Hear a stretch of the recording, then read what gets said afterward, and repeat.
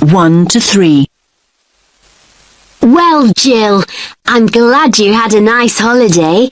We'll have to try it ourselves sometime. Yes, Kate, you really should. I'll give you a contact number for the hotel we stayed in. Anyway, I must be... Oh, I know what I meant to ask you. Sorry, it was about a cleaner. Oh, yes? Yes, we've been talking about getting somebody to come in and help out. You had a cleaner not long ago, didn't you?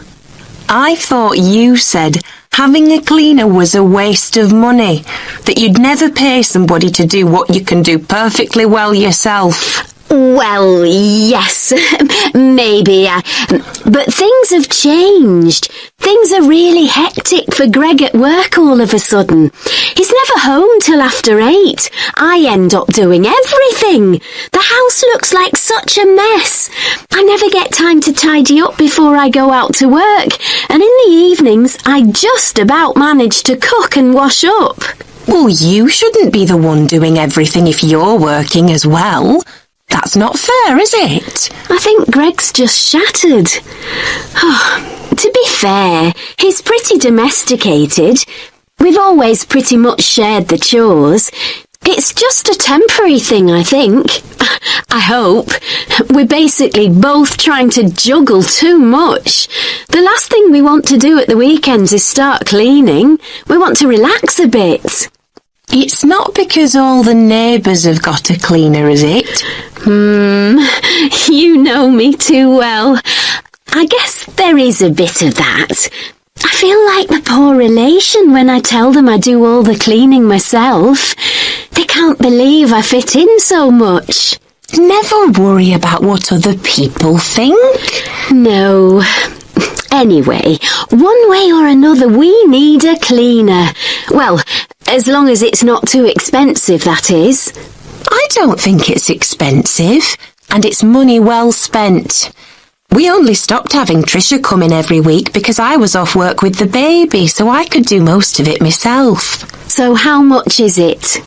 Well, Tricia was £8 an hour. I can't say that's what everyone charges. That isn't bad, is it? It's less than I thought. Oh, well, I think we can run to £8. How many hours did she do? 4 hours a week. Well, that sounds about right. Can you give me her number then? Oh, sorry, no. She's not around anymore. She went back to Wales. I think it was Wales anyway, a couple of months ago. Oh, no. That's a shame. Wait a minute, though. We've had some leaflets through the door recently. Let me see if I can find one. I put one here by the phone, I'm sure. You now have some time to look at questions 4 to 10.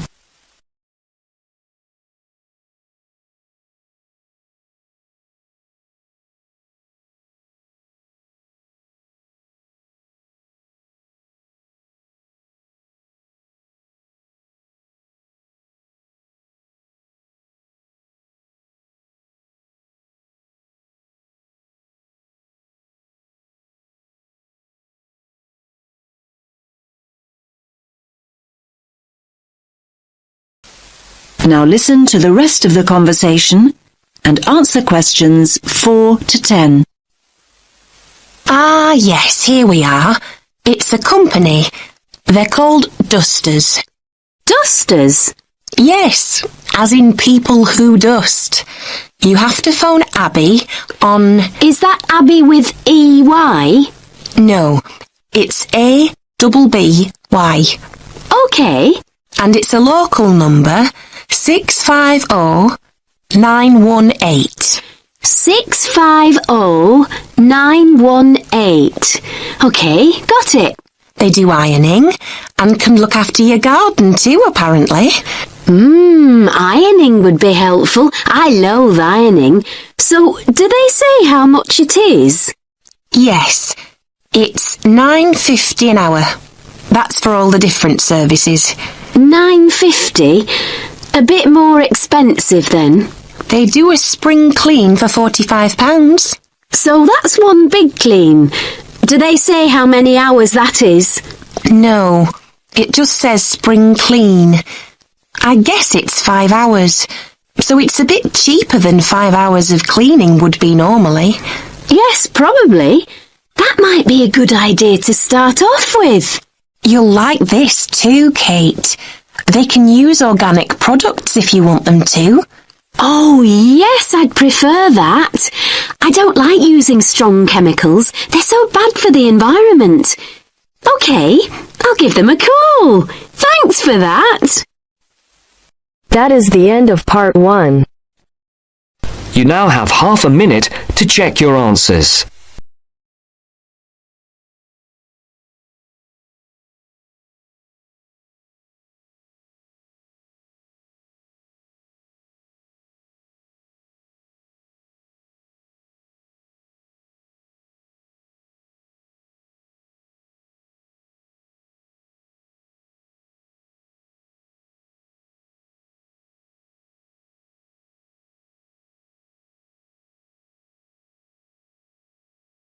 Now turn to Section 2. Section 2. You hear a club leader giving information to a group of young people who are planning to do a 2-week holiday course at the Tamerton Centre. First, you have some time to look at questions 11 to 15.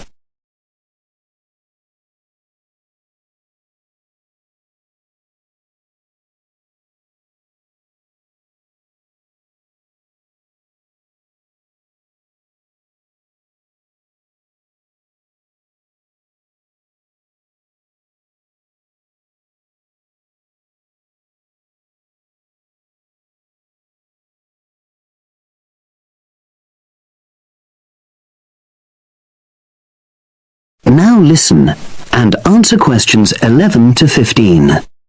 Hello, everyone. I've been asked to talk to you this afternoon about next month's trip to Tamerton Study Center for the 2-week course. Now, some of the things I'm going to say you may have already heard or read about, but I think it's important to emphasize a few key points.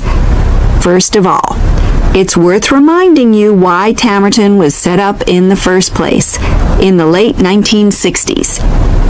That was really before all the concern with preserving the environment, which everyone talks about these days.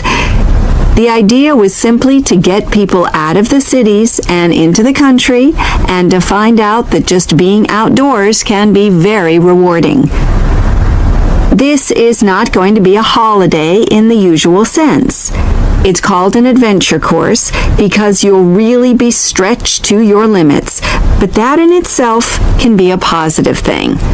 The group I took last year, for example, said that although they actually felt pretty weak and exhausted all the time, it really made them learn a lot about themselves and increased their confidence.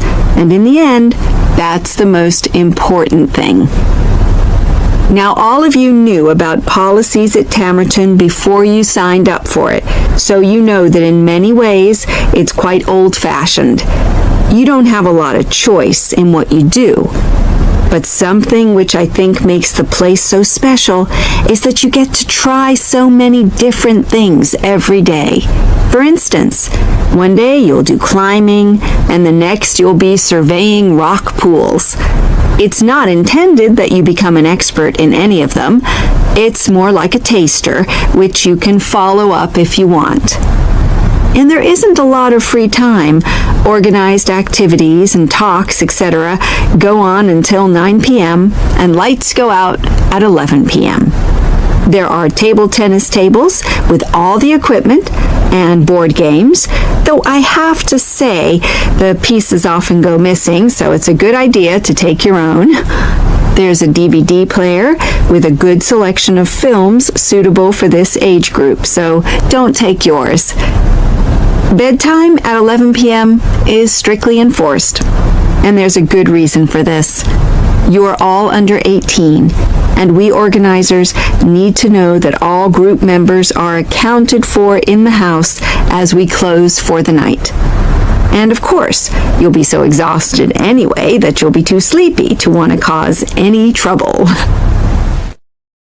Now you have some time to look at questions 16 to 20.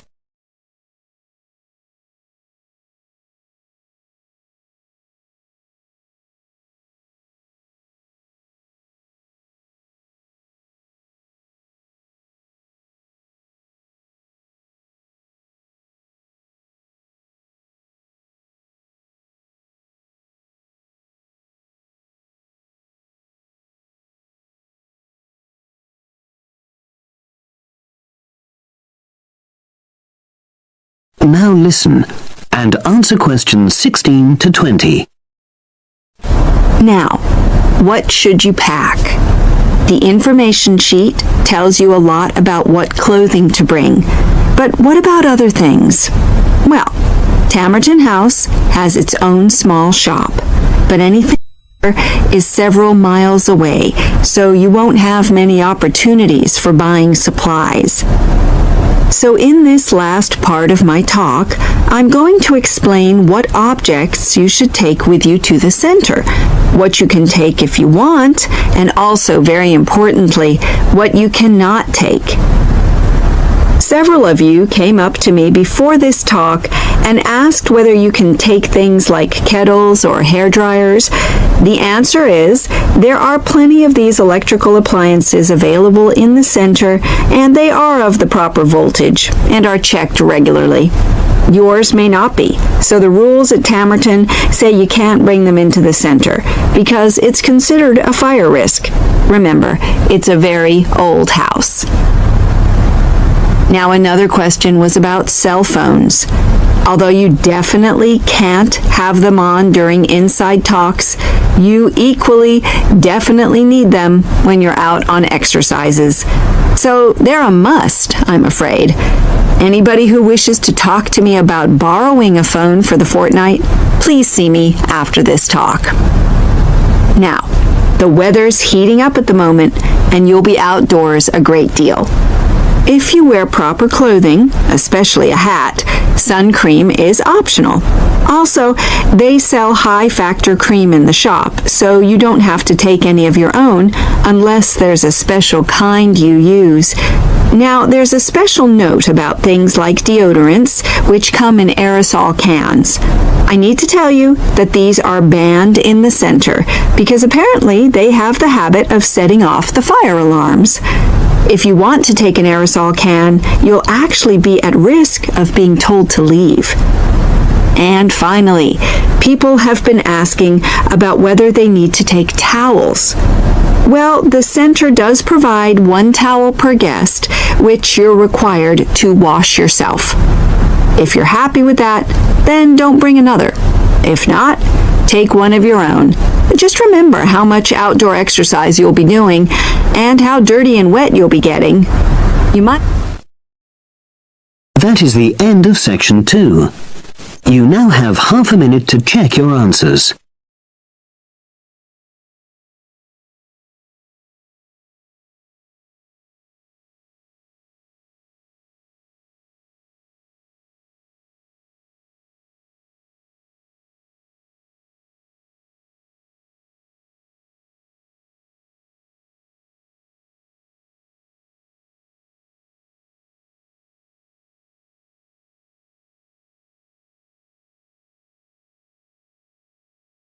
Now turns to part 3.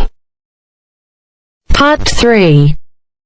You will hear 2 students and a tutor discussing their plans for next year. First, you have some time to look at questions 21 to 24.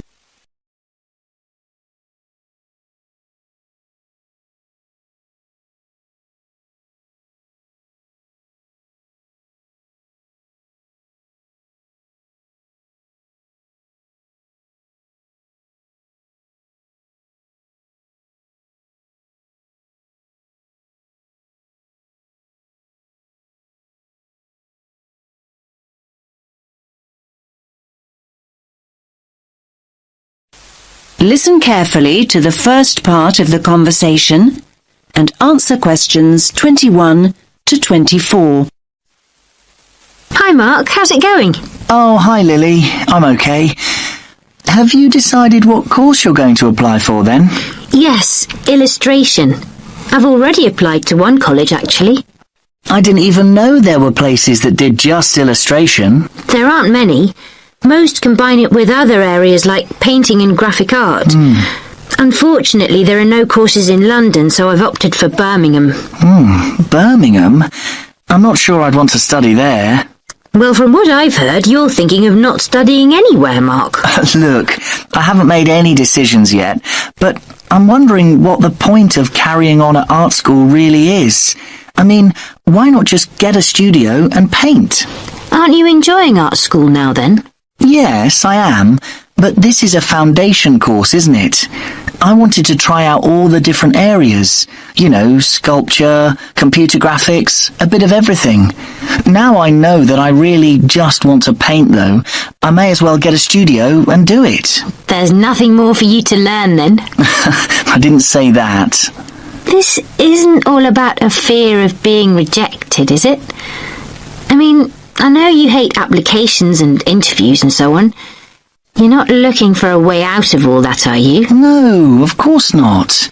I'm no more scared of rejection than anyone else. I mean, people not buying your work, that's real rejection, isn't it? Now you have some time to look at questions 25 to 30.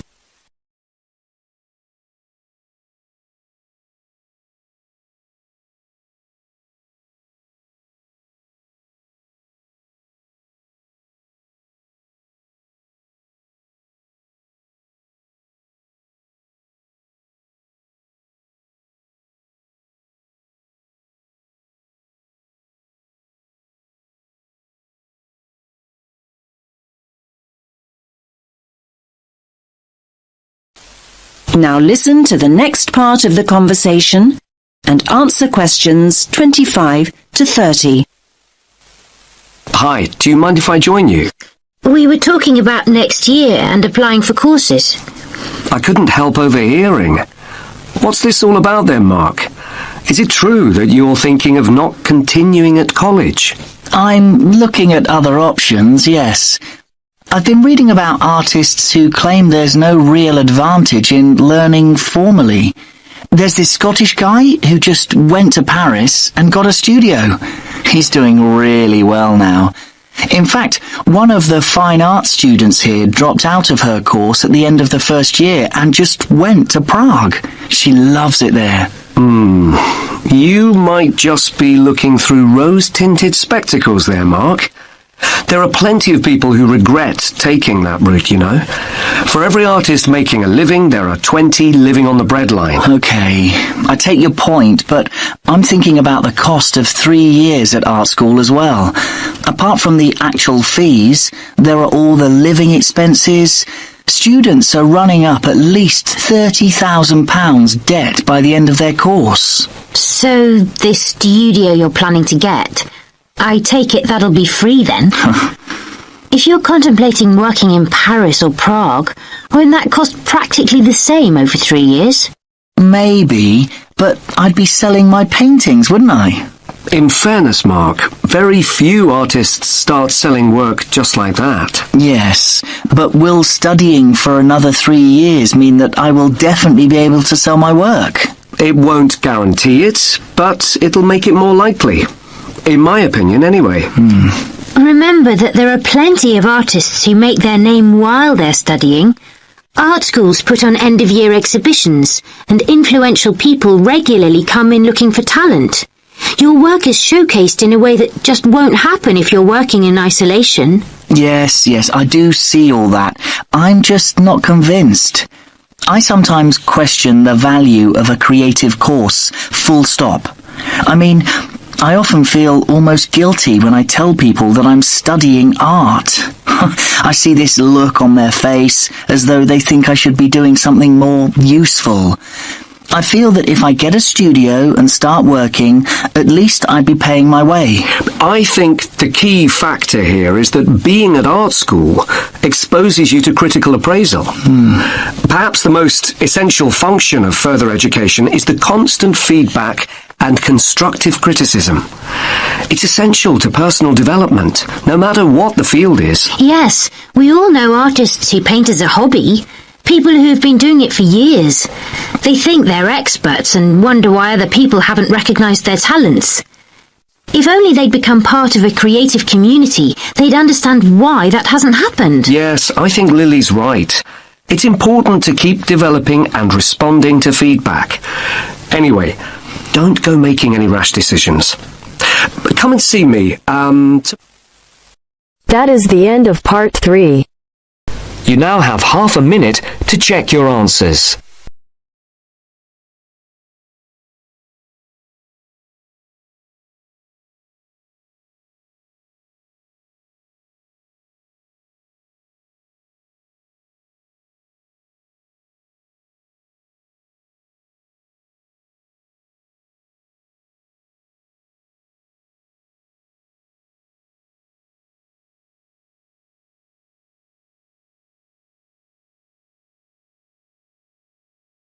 Now turn to Section 4.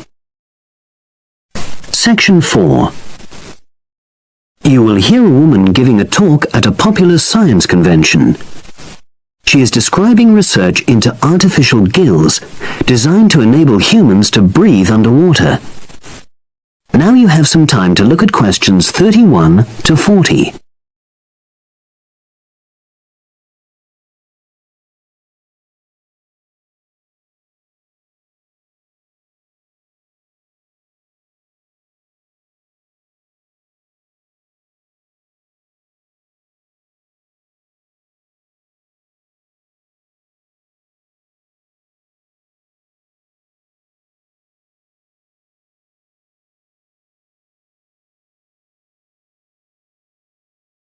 Now listen and answer questions 31 to 40. In my talk today, I'll be exploring the idea of artificial gills.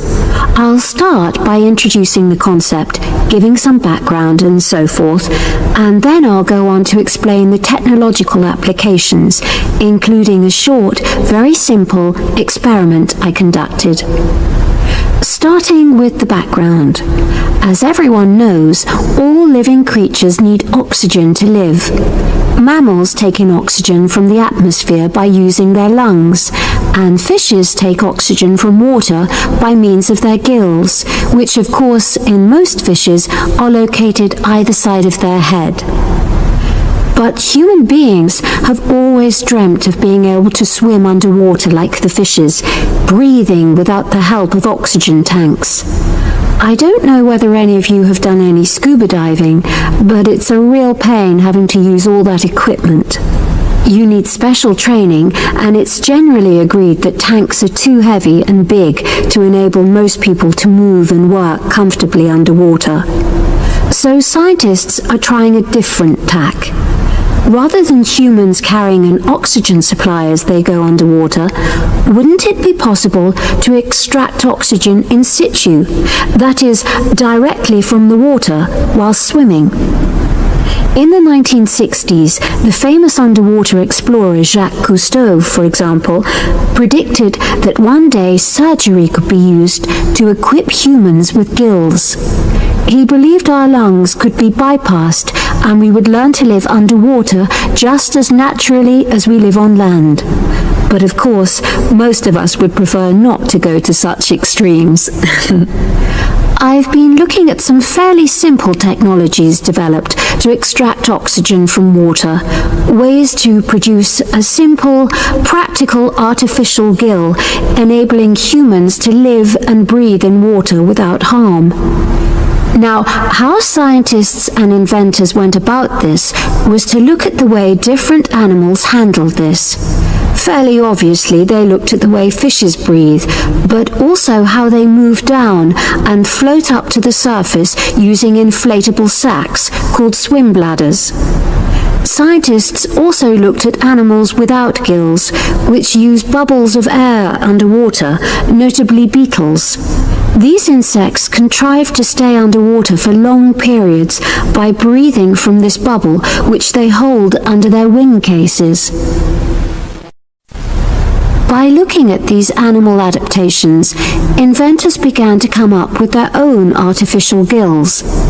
Now, making a crude gill is actually rather easy, more straightforward. You take a watertight box, which is made of a material which is permeable to gas, that is, it allows it to pass through inwards and outwards. You then fill this with air, fix it to the diver's face, and go down underwater. But a crucial factor is that the diver has to keep the water moving, so that water high in oxygen is always in contact with the gill, so he can't really stay still. And to maximize this contact, it's necessary for your gill to have a big surface area. Different gill designers have addressed this problem in different ways, but many choose to use a network or lattice arrangement of tiny tubes as part of their artificial gills. Then the diver is able to breathe in and out. Oxygen from the water passes through the outer walls of the gill, and carbon dioxide is expelled. In a nutshell, that's how the artificial gill works. So, having read about these simple gill mechanisms, I decided to create my own. I followed the procedure I've just described, and it worked pretty well when I tried it out in the swimming pool. I lasted underwater for nearly 40 minutes. However, I've read about other people breathing through their gill for several hours. So the basic idea works well, but the real limitation is that these simple gills don't work as the diver descends to any great depth because the pressure builds and a whole different set of problems are caused by that. Research is being done into how these problems might be overcome, but that's another story, which has to be a subject of another talk. Despite this serious limitation, many people have high hopes for the artificial gill, and they think it might have applications beyond simply enabling an individual to stay underwater for a length of time. For example, the same technology might be used to provide oxygen for submarines, enabling them to stay submerged for months on end without resorting to potentially dangerous technologies such as nuclear power. Another idea is to use oxygen derived from the water as energy for fuel cells. These could power machinery underwater, such as robotic devices. So, in my view, this is an area of technology with great potential. Now, if anyone has any questions, I'd be happy to answer. Yes, lady at the back. That is the end of section